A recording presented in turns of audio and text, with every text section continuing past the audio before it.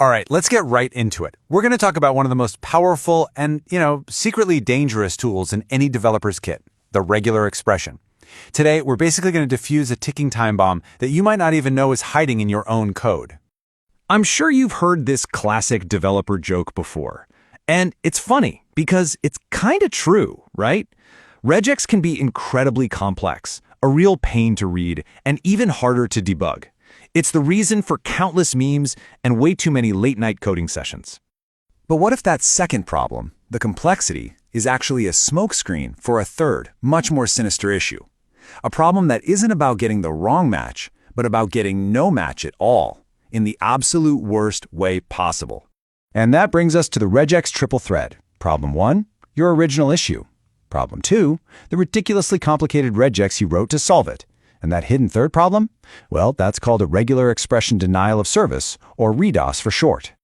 So what is a ReDoS attack? It's what's known as an algorithmic complexity attack. Basically, an attacker sends a totally innocent-looking string of text to your app. Could be in a search bar, a username field, whatever. Your server's regex engine chokes on it. CPU usage just skyrockets to 100%, and your entire application grinds to a halt. Now here's the thing you really gotta get. This isn't some flashy hack. It's not about stealing data or breaking into your system. It's way more subtle. The attacker isn't exploiting a bug in your code in the traditional sense.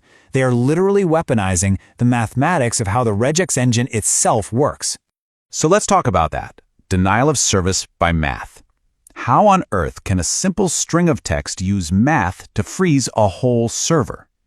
Well, it all comes down to one single, really powerful and potentially catastrophic feature. The culprit's name is backtracking. It's the core algorithm used by the regex engines in so many of the languages we use every single day. JavaScript, Python, Java, you name it. Backtracking is what makes regex so flexible. It lets the engine explore all these different ways to match a pattern. But that flexibility, it comes at a very, very steep price.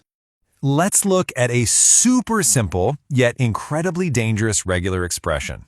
At a quick glance, this looks totally fine. It's just trying to match a string that's made up of one or more groups of one or more A's. Seems harmless enough, right?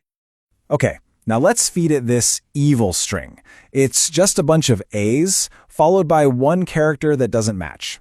In this case, an X. This is the kind of specially crafted input that's designed to exploit our vulnerable regex. So here's what's happening inside the engine. First, it gets greedy. It matches all of the A's as one big group. Then it gets to the end and sees the X. The regex is expecting the end of the string, but nope, it finds an X.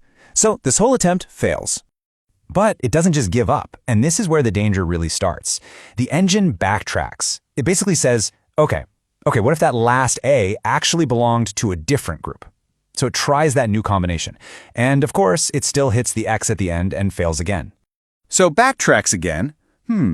What if the last two A's are their own group? Fail. What if the last three? Fail. You see where this is going. For every single A in that string, there are multiple ways it could be grouped. The engine is programmed to try every single one of these possibilities before it can finally say, okay, there's no match. And this right here is the mathematical trap. The number of paths the poor engine has to check grows exponentially with the length of the input string, which we'll call n. With just 25 A's, we're suddenly talking about over 33 million different paths to check. Add just a few more A's, and that number jumps into the billions. Your server is now completely stuck in a loop, calculating every possible combination, all of which are doomed to fail anyway. That, my friends, is catastrophic backtracking. So, how do you spot these traps in your own code? I mean, this is the important part, right? Well, thankfully, you don't have to guess. There are a few really common patterns, let's call them red flags, that are classic triggers for this kind of catastrophic backtracking. What's wild is how simple these patterns look. First up, you have nested quantifiers. That's a repeated pattern inside another repeated pattern, just like our A++ example. This is by far the #1 cause of ReDoS. Then you have ambiguous alternation, like A++. Here, the engine sees two A's and has no idea if it should match it as one AA or two separate A's, creating this huge backtracking mess. Unbounded repetition over a really broad pattern, like .* is also a big one. And finally, missing anchors. Without the start at and end $anchors, the engine has to try matching your pattern starting at every single character in a potentially massive string.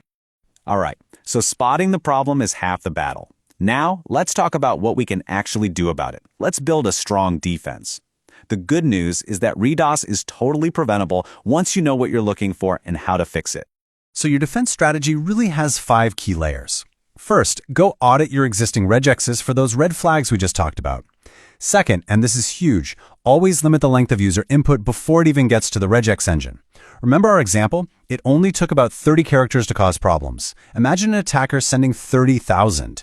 Limiting input is your first and best line of defense. Third, use trusted validation libraries whenever you can instead of rolling your own regex from scratch. Fourth, if your platform supports it, look into non-backtracking engines like Google's RE2. And finally, you have to test for ReDoS specifically as part of your security routine. Let's look at a few concrete fixes. Instead of that nested vulnerable pattern of anything plus $, you can often use //case/$. It does the same thing, matches any characters, but it does it without the nested repetition that causes all the backtracking. For the ambiguous A or AA+, the fix is often realizing you just need to match one or more A's, which makes A+ the much safer unambiguous choice. And for a search pattern like .admin. Just anchoring it with / and star tells the engine exactly where to start and stop looking. See? The key is just to be as specific as you can and remove that ambiguity. At the end of the day, the crucial point is that a strong defense isn't about giving up on regex. It's about using it wisely and really understanding its limits. It's all about writing predictable, efficient patterns that solve your problem without, opening the door to a denial of service attack. And that really leads us to the ultimate takeaway from all of this. When it comes to security, boring is a feature, not a bug.